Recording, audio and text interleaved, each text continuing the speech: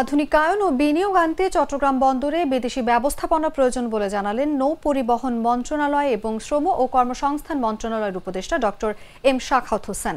শনিবার সকালে পাবনার নগরবাড়ি আধুনিক নদী বন্দর উদ্বোধন শেষে সাংবাদিকদের এ কথা জানান তিনি। এ সময় বলেন, যাদের ব্যক্তি স্বার্থে আঘাত লাগে তারা বলেন বিদেশিদের চট্টগ্রাম বন্দর দিয়ে দেখা হচ্ছে। গার্মেন্টস সহ বিভিন্ন সেক্টরে বিদেশি কোম্পানি নেই। বিশ্বের অনেক দেশেই বন্দর বিদেশি ব্যবস্থাপনায় পরিচালিত হয়। এক্ষেত্রে তারা আরও বেশি লাভবান হচ্ছেন। চট্টগ্রাম বন্দরটি এখনো আধুনিক নয়। মডার্নাইজেশন করতে গেলে বিদেশি ব্যবস্থাপনার প্রয়োজন।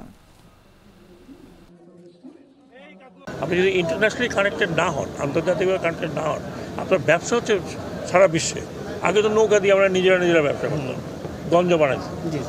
এখন তো সেই গঞ্জ এইটাও যদি আমি মনে করি, এইখানেও যদি আমাকে ইন্টারন্যাশনাল ইনভেস্টমেন্ট আনতে হয়, তাহলে আমাকে সেই ধরনের আনতে হবে। ইন্টারন্যাশনাল ইনভেস্টমেন্ট মানে এই না যে সে ইউরোপ থেকে লোক নিয়ে আসবে, আরে এইখানকার লোককেই তো তাকে কাজ করতে হবে। আমরা এখান থেকে লোক পাঠাচ্ছি বিদেশে বিভিন্ন জায়গায়। আমি দুবাই গেছি, আমি দুবাইতে যাই দেখে আমাদের লোক পোর্টে কাজ করছে, পুরো পোর্টে কাজ করতেছে। তো আমরা লোক পাঠাচ্ছি, ওরা কি বিদেশ থেকে লোক আনবে? কোথেকে আনবে?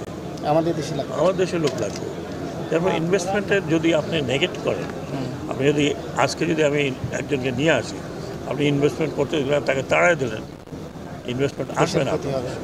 আমরা তো আমাদের চাকরি বাকরির জায়গাটাও সম্প্রসারণ করতে পারছি না।